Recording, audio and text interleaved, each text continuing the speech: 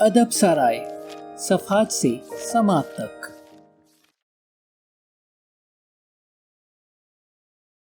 اب تک کے ساتھ اور تعاون کا شکریہ، مزید تعاون کے منتظر۔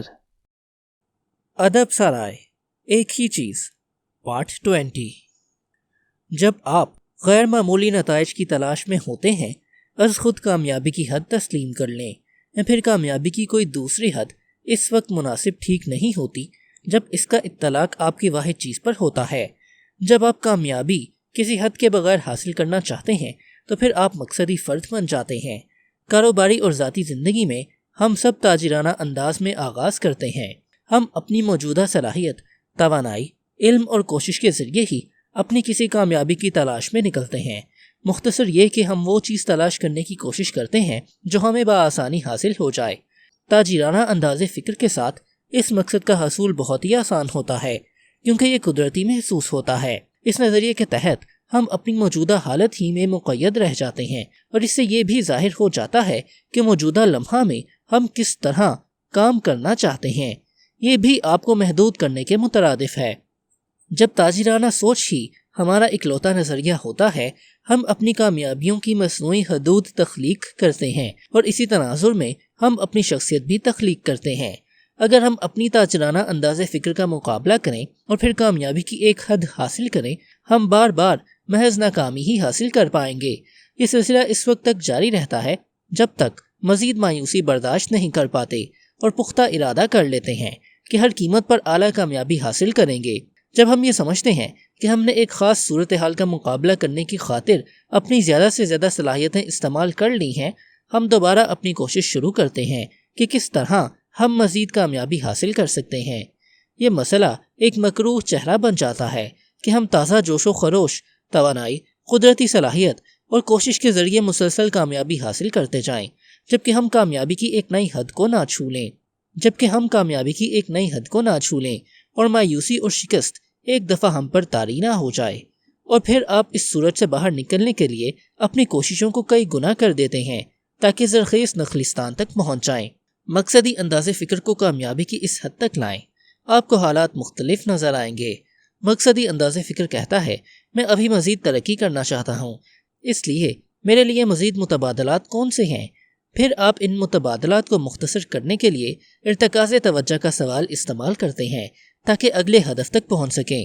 یہ کامیابی کے ایک نمونے کی طرف پیش رفت کے مترادف ہوگا، یا پھر ایک نیا نظام، یا پھر دونوں حاصل کریں، لیکن تیار رہیں، کیونکہ ان کا اطلاق نئی سوچ، نئی مہارتوں اور حتیٰ کہ نئے تعلقات کی اپنائیت کا متقاضی ہے۔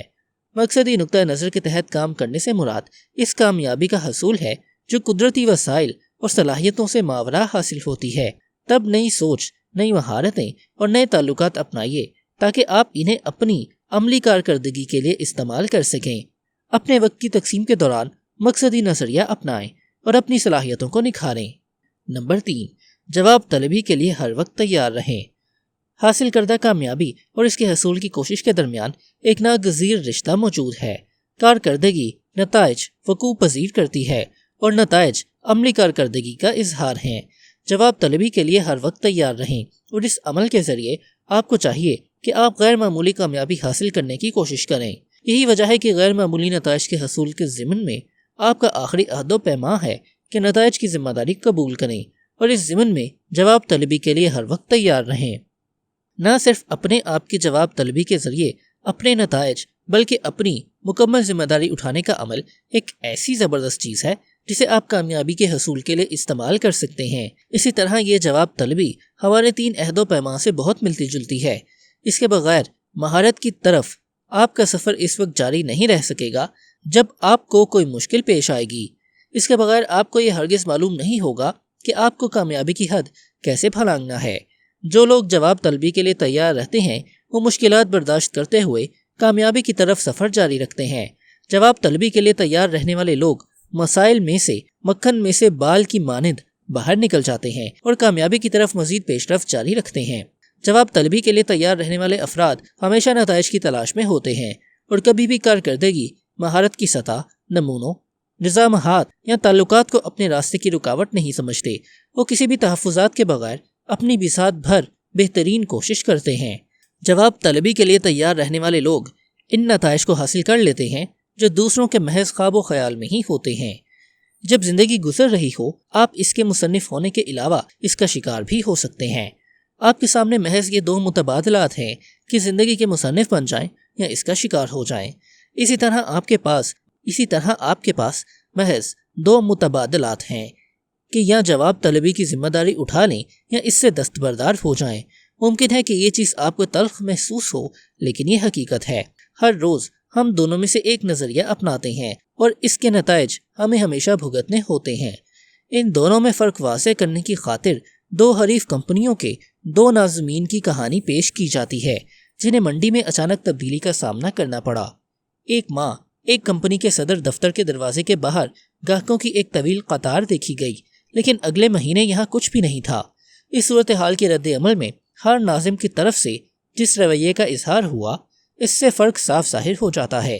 جواب طلبی اور جواب دہی کے لیے تیار ناظم خود سے استفسار کرتی ہے، یہاں کیا ہو رہا ہے؟ وہ اس ضمن میں مکمل تفتیش کرتا ہے، جبکہ دوسرا ناظم یہ تسلیم کرنے سے انکار کر دیتا ہے کہ یہاں کیا ہو رہا ہے، یہ کیا فضولیات ہیں۔ وہ اس صورتحال کو بدقسمتی تصور کرتے ہوئے چھٹک دیتا ہے۔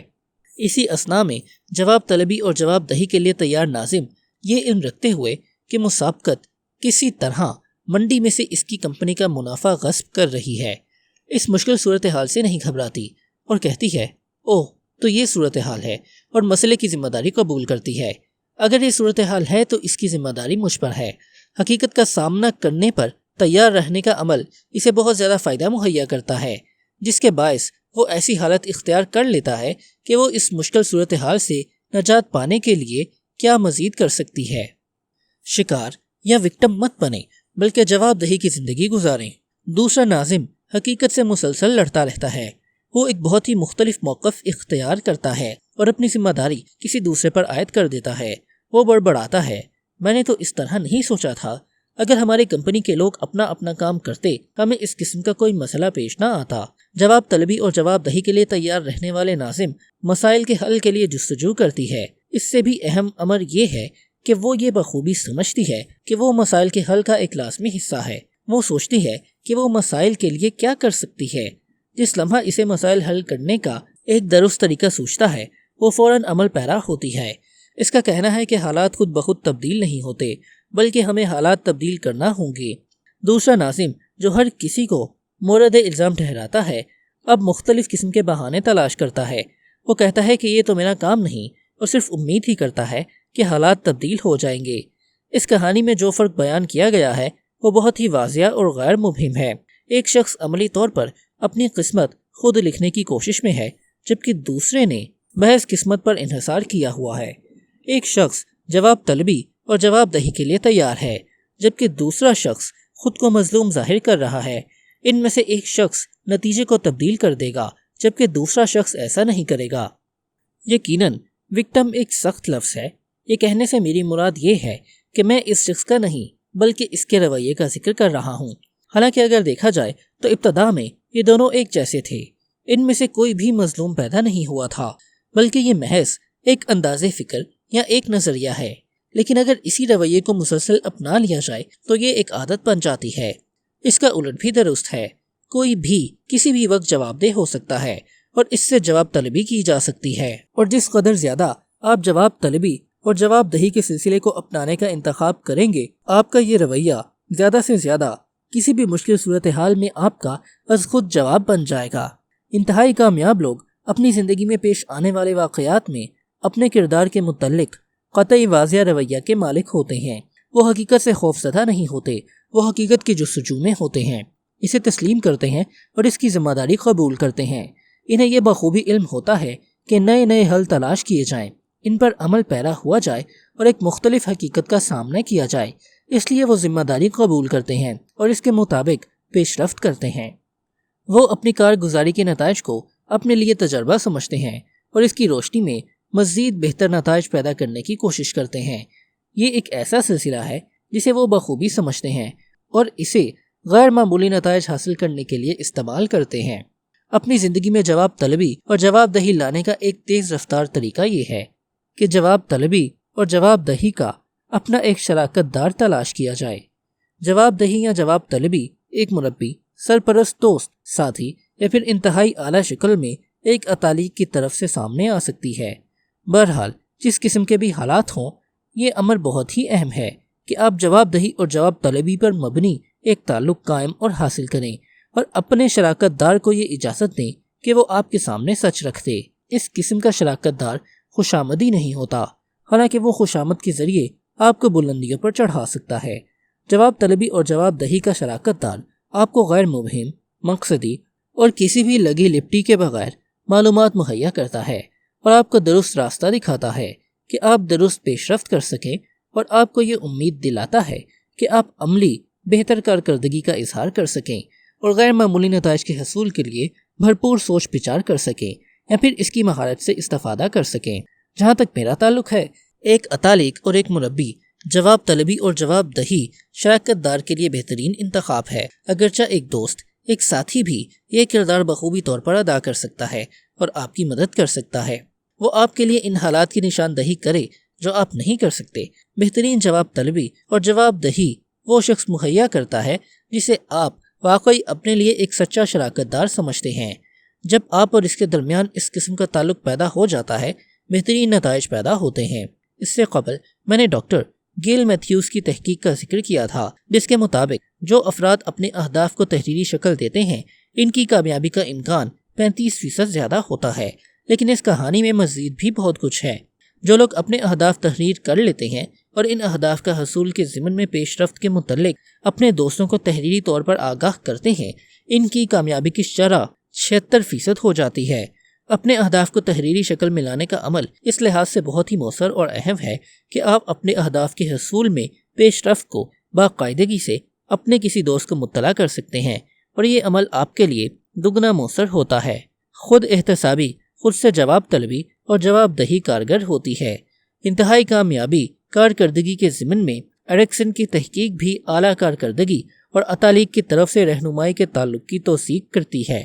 اس کا کہنا تھا کہ ناپختہ اور اعلیٰ کارکردگی کے حامل 3 جماعتوں کے درمیان واحد فرق یہ ہے کہ مستقبل میں اعلیٰ کامیابی کے حصول کی جستجو میں مصروف لوگ ان اتالیقوں اور مربیوں کی تلاش میں ہوتے ہیں جو نگرانی، تربیت جیسی سرگرمیوں میں مصروف ہوتے ہیں، جبکہ ناتجربہ کار اس قسم کا عمل شاذ ہی اختیار کرتے ہیں۔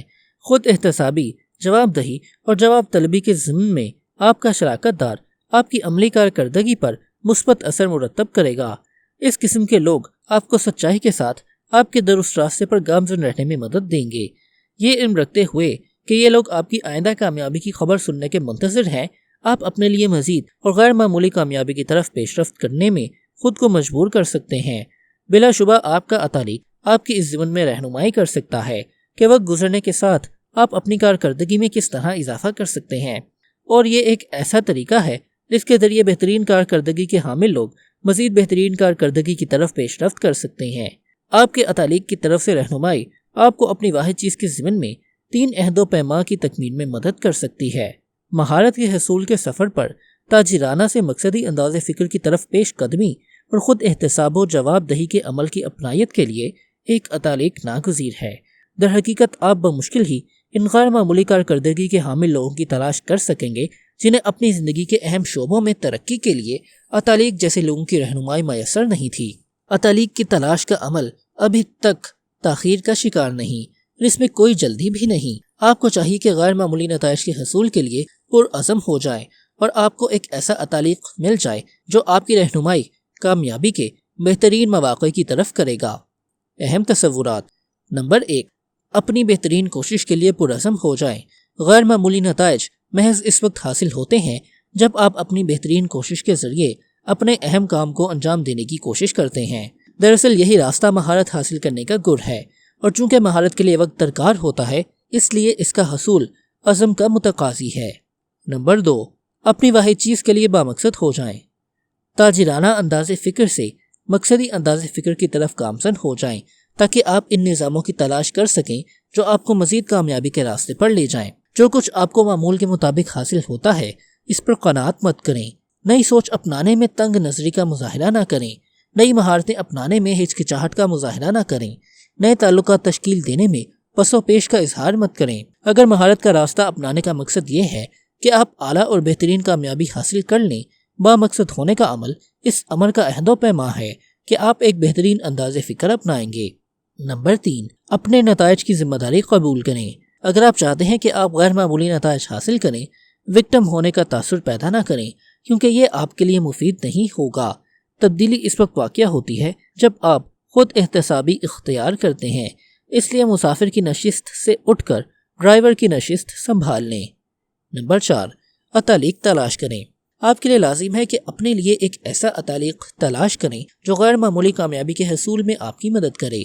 یاد رکھیں، آپ غیر معمولی نتائج کے متعلق بات نہیں کر رہے، جبکہ غیر معمولی نتائج آپ کے پیش نظر ہونا چاہیے۔ جس قسم کی عملی کارکردگی سے بہت سے لوگ بچنا چاہتے ہیں، لیکن ایسا نہیں ہوتا۔ جب آپ اپنی اہم ترین ترجیح کے لیے وقت مختص کر لیتے ہیں، اس کی حفاظت کریں اور اس پر زیادہ سے زیادہ مؤثر انداز میں کام کریں، اور اس طرح آپ زیادہ سے زیادہ عملیت پسند ہو جائیں گے اور آپ اپنی واحد چیز کے معمول کو اختیار کر لیں گے۔ اب آپ کو بس یہ کرنا ہے کہ کسی کے ہاتھوں یرغمال مت بنیں۔ ادب سرائے۔